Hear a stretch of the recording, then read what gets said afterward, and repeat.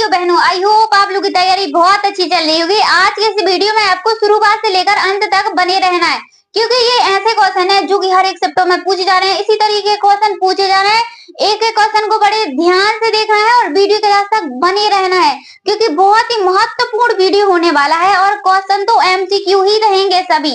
तो mock test चलेगा, इस मॉक टेस्ट को आपको निकालना ही निकालना है। जो भी इस मॉक टेस्ट को निकालेगा ना, समझ लो महिला पर्यवेक्षक में उसका सिलेक्शन पक्का। सबसे पहला क्वेश्चन देखेंगे, बहुत ही अच्छा क्वेश्चन है, पूछा गया क्वेश्चन है। चलिए, व्रण जिसको हम क्या बोलते हैं, अल्सर बोलते हैं, से पीड़ित रोगियों को बचाना चाहिए। तो किस किस से बचाना चाहिए, देखते हैं ऑप्शनों को।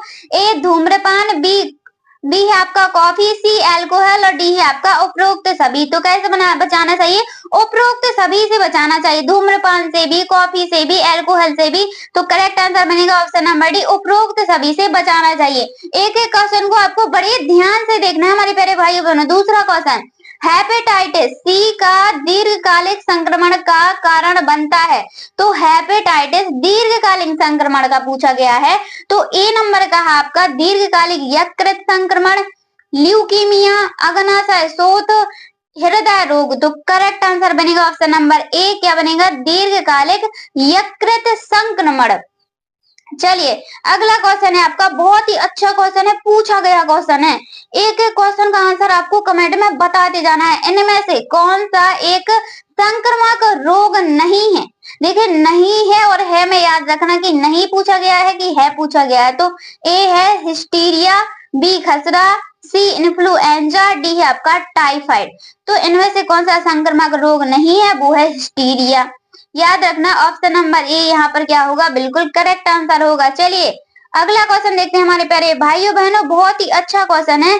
मलेरिया नामक रोग खाली स्थान को प्रभावित करता है। देखिए, मलेरिया तो रोग सभी ने सुना होगा, तो यह किसको प्रभावित करता है।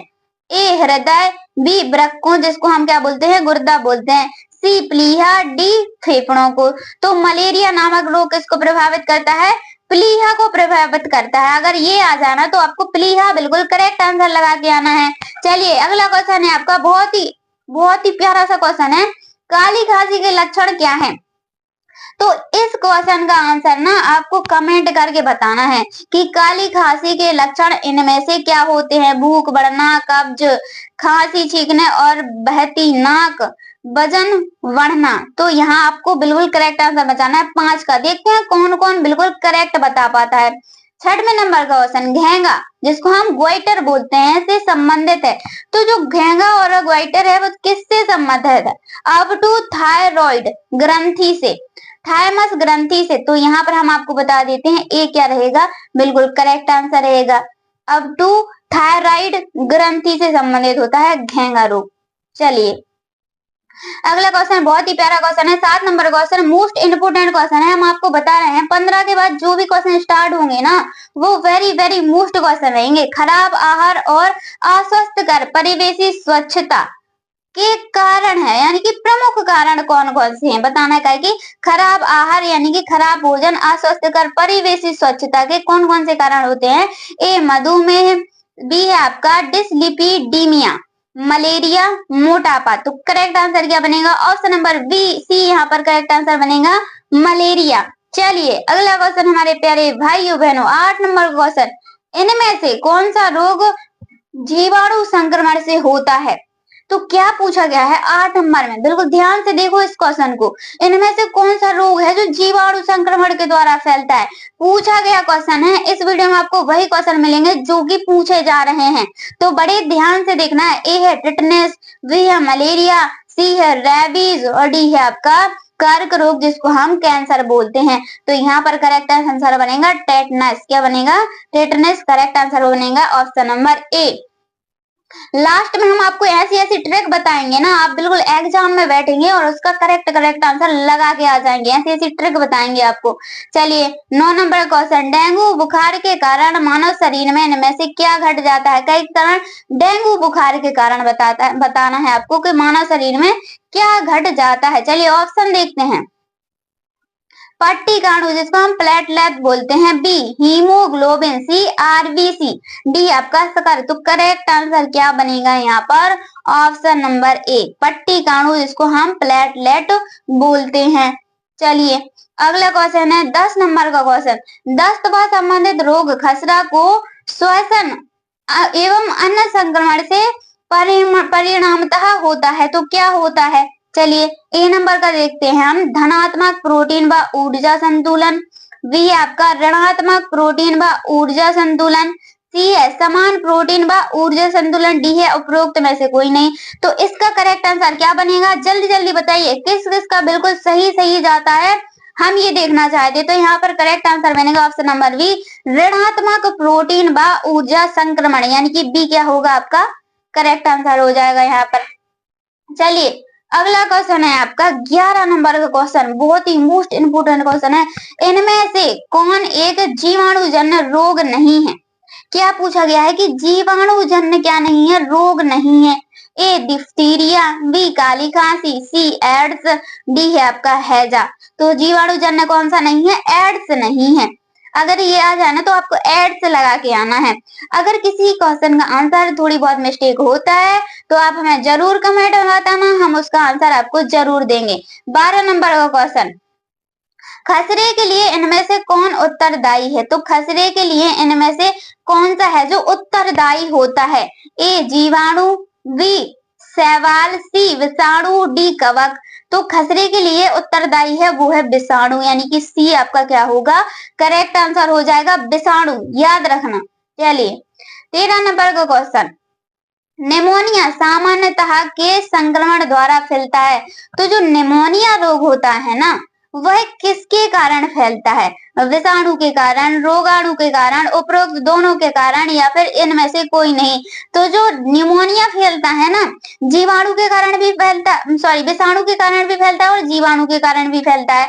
तो उपरोक्त दोनों यहाँ पर करेक्ट आंसर हो जाएगा सी नंबर वाला। चलिए अगला क्वेश्चन, छोटी चेचक जिसको हम क्या बोलते हैं? चिकन पॉक्स बोलते हैं। इससे क्वेश्चन बन रहे हैं छोटी चेचक से कि संक्रमणतः खालिस्तान रहती है डैश क्या रहती है, यानी छोटी चेचक चिकन पॉक्स की संक्रमणता में क्या रह जाता है?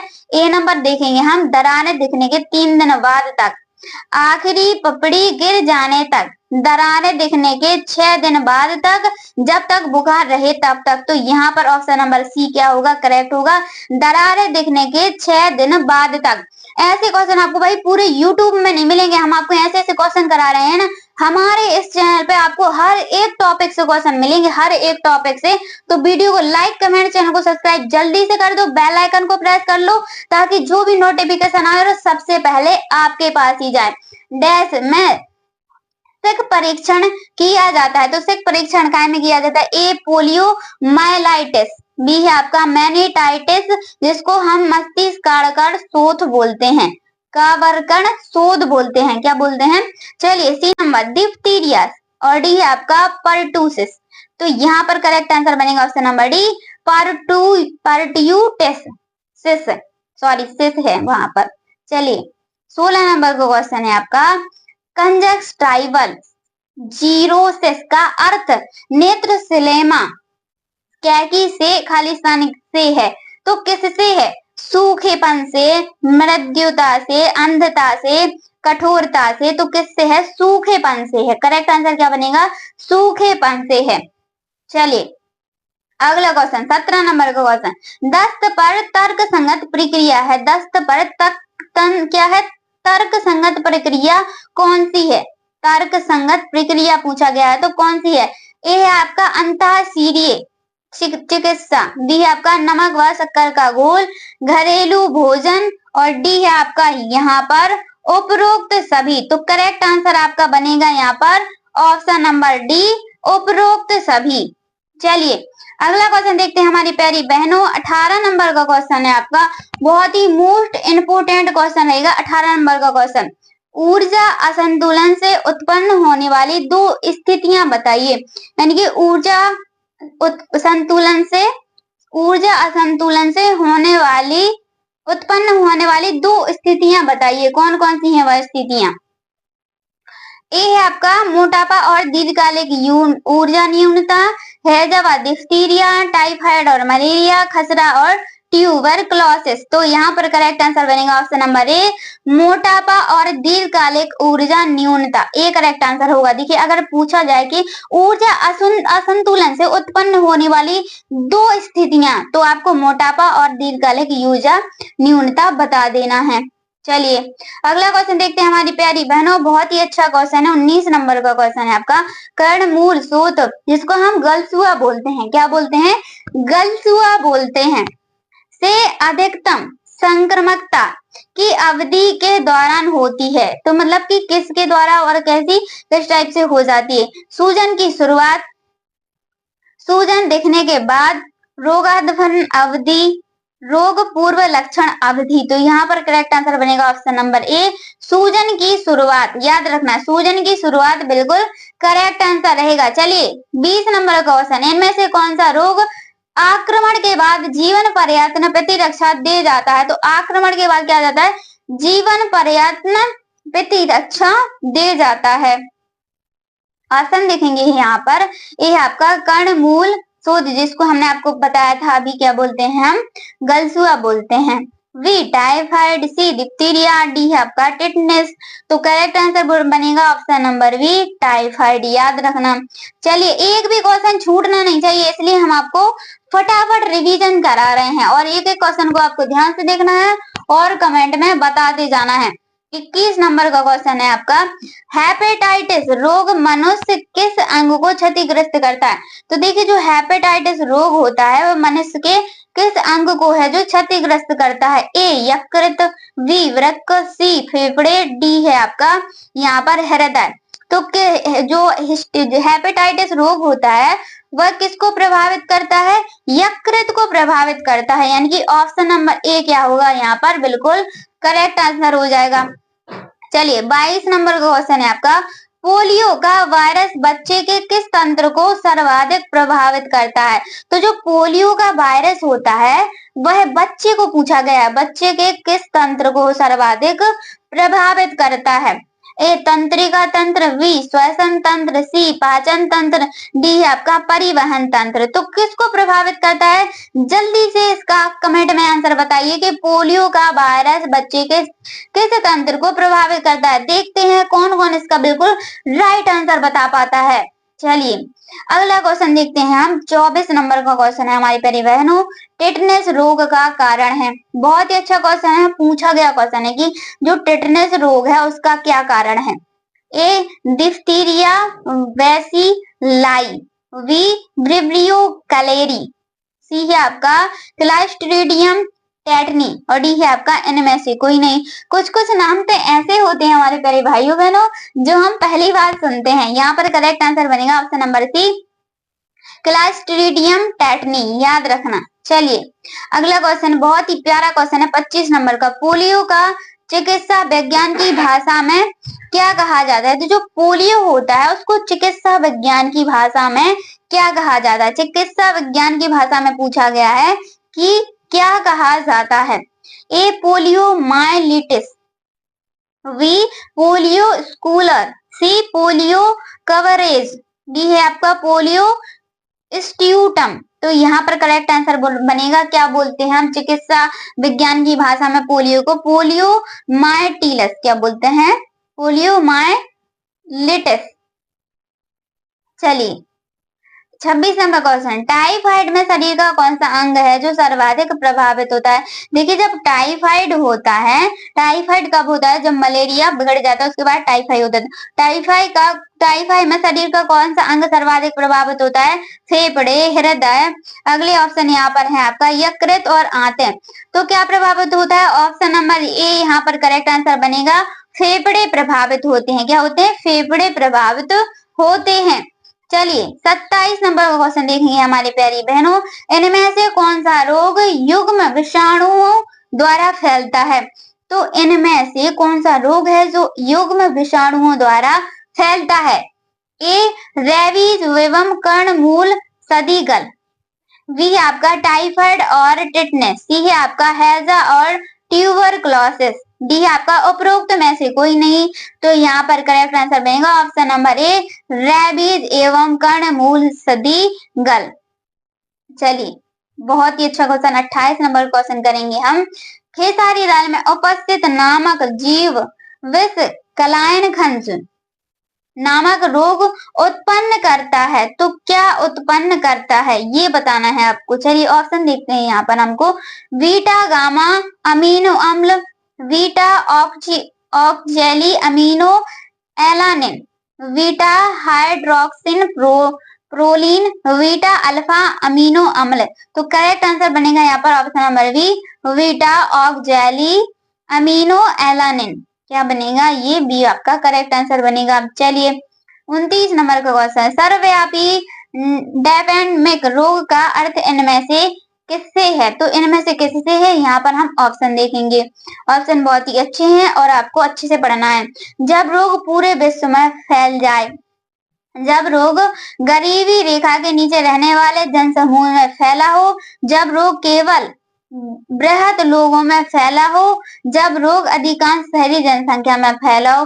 तो जहाँ केवल है ना, तो वहां वो गलत है, और ये भी बिल्कुल गलत हो जाएगा, ये भी बिल्कुल गलत हो जाएगा। करेक्ट आंसर बनेगा ऑप्शन नंबर ए, जब रोग पूरे विश्व में फैला हो तब क्या होता है, सर्वव्यापी रोग का अर्थ होता है।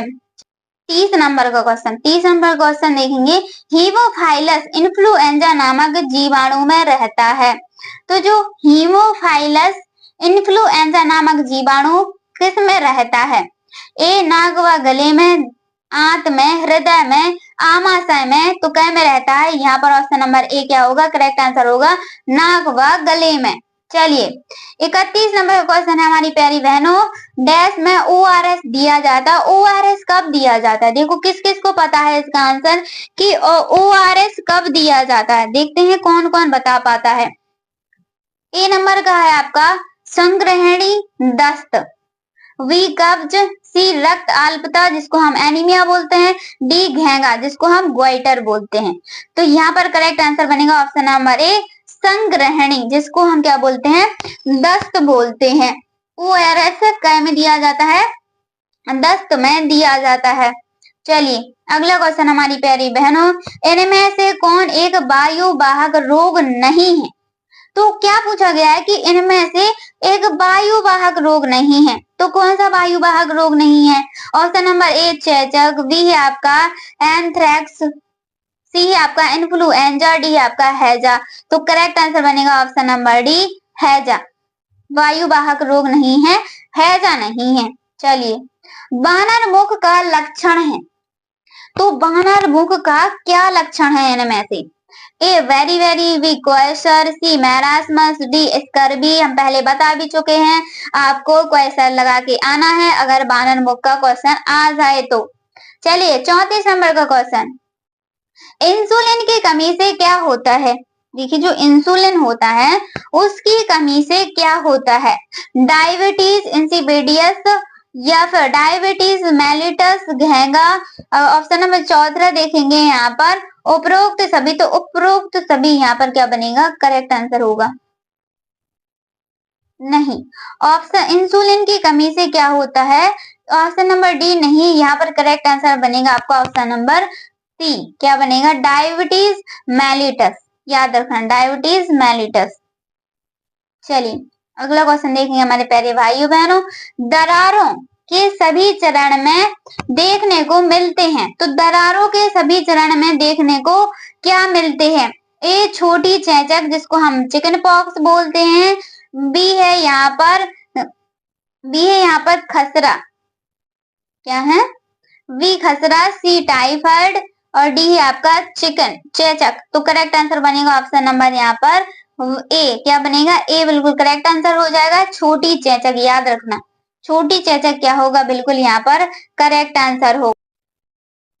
अगला क्वेश्चन देखते हैं हमारे प्यारे भाइयों बहनों, 36 नंबर का क्वेश्चन है, इनमें से कौन सा रोग प्रोटोजुआ के कारण होता है। तो प्रोटोजुआ के कारण कौन सा रोग होता है, A malaria, B typhoid, C hepatitis, D है आपका डिप्थीरिया। तो मलेरिया होता है किसके कारण, प्रोटोजुआ के कारण होता है। चलिए अगला क्वेश्चन हमारे प्यारे भाइयों बहनों, हाइपोएब्रीमीनिया, हाइपोकेलीमिया और फैटी लीवर अधिकांशतः रोग से पीड़ित लोगों के में देखने को मिलता है। तो किन रोगों में देखने को मिलता है? चलिए ऑप्शन देखते हैं यहाँ पर। क्वासिओरकर, ए है आपका क्वासिओरकर, बी है आपका इलेक्ट्रोलाइट असंतुलन, सी है आपका विषाणु जन यकृत शोथ जिसको हम वायरस हेपेटाइटिस बोलते हैं, और मेरास्मस। तो करेक्ट आंसर बनेगा ऑप्शन नंबर ए। चलिए अगला क्वेश्चन है आपका, काली खांसी मुख्यतः द्वारा फैलती है। तो काली खांसी किसके द्वारा फैलती है? चलिए बताइए। बहुत ही प्यारा क्वेश्चन है, पूछा गया क्वेश्चन है कि काली खांसी किसके द्वारा फैलती है। देखते हैं किस किस का यहाँ पर करेक्ट आंसर आता है।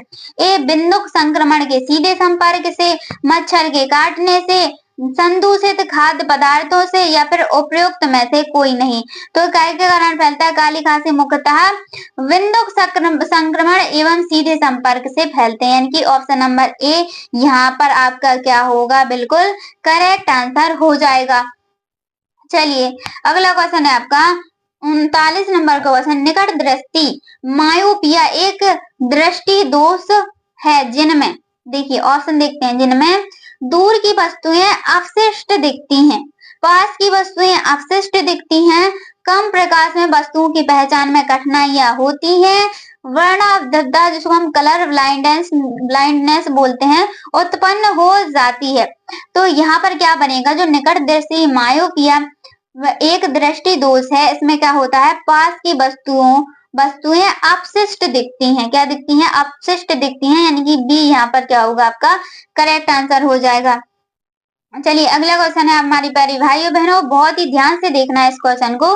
चेचक चिकन पॉक्स नामक विषाणु से होता है, तो कौन से विषाणु से होता है? चलिए बताइए, इसका भी आंसर आपको बताना है। ऑप्शन हम आपको बता देते हैं, वेरिकोज से, हर्शीज वायरस से, या फिर वेरिसेला जोस्टर वायरस से, या फिर आपका लेप्रा वायरस से।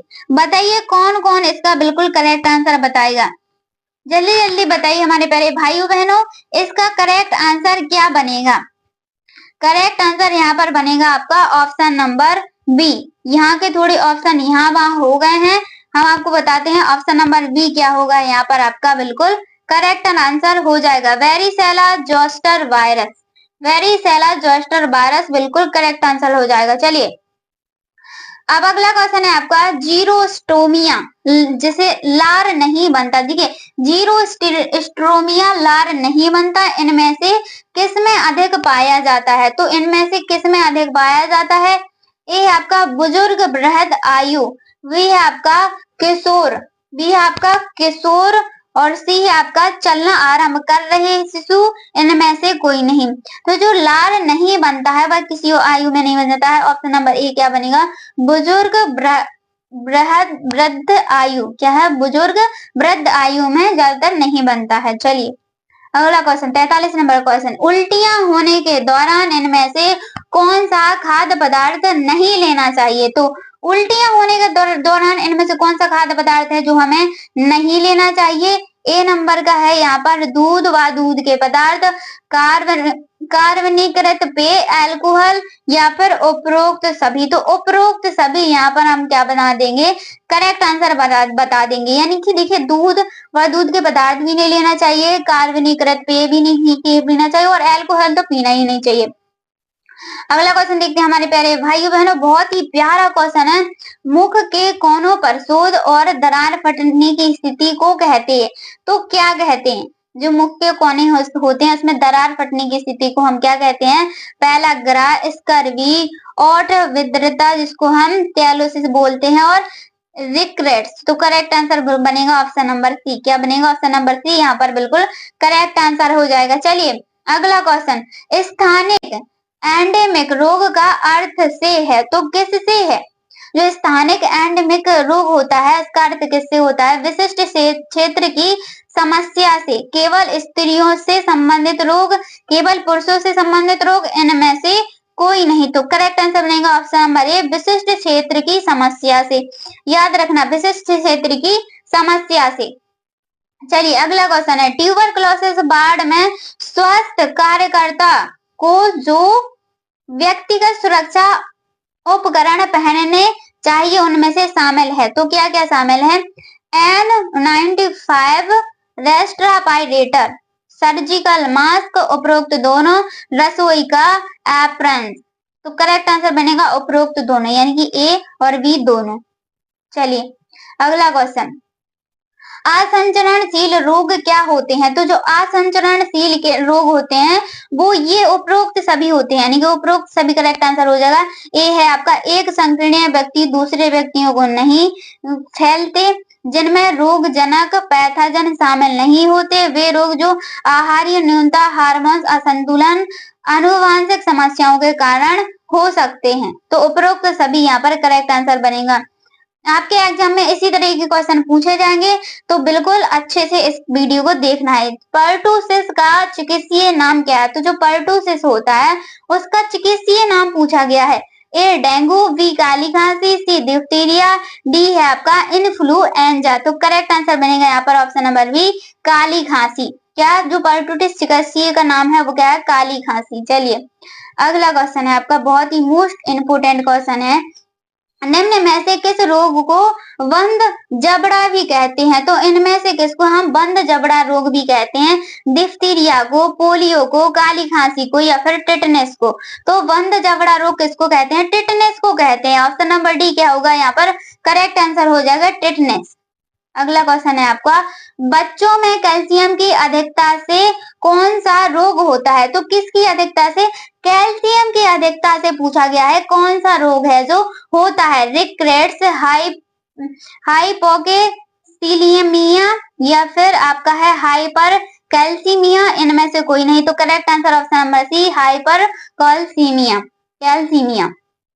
चलिए, फेफड़े और श्वास नली के संक्रमण के कारण कौन सी बीमारी होती है? तो कौन सी बीमारी होती है? चलिए देख लेते हैं। ए है आपका निमोनिया, बी हैजा, सी पोलियो। तो क्या होता है? निमोनिया होता है। ए बिल्कुल करेक्ट आंसर बनेगा। अगला क्वेश्चन हमारी प्यारे भाइयों बहनों, बहुत ही मोस्ट इम्पोर्टेंट क्वेश्चन है आपका, निम्न में से कौन सा रोग लोहे लवण की कमी से होता है? लोहे लवण की कमी से कौन सा रोग होता है? ए वेरी, बी पीलिया, सी स्कर्वी, और डी है आपका रक्त अल्पता। तो यहाँ पर आपका करेक्ट आंसर क्या बनेगा? करेक्ट आंसर बनेगा ऑप्शन नंबर डी, रक्त अल्पता। वीडियो अच्छी लगी तो वीडियो को लाइक, कमेंट, चैनल को सब्सक्राइब जल्दी से कर दो। धन्यवाद, राधे राधे। चैनल को सब्सक्राइब तो आपको करना ही करना है। चलिए।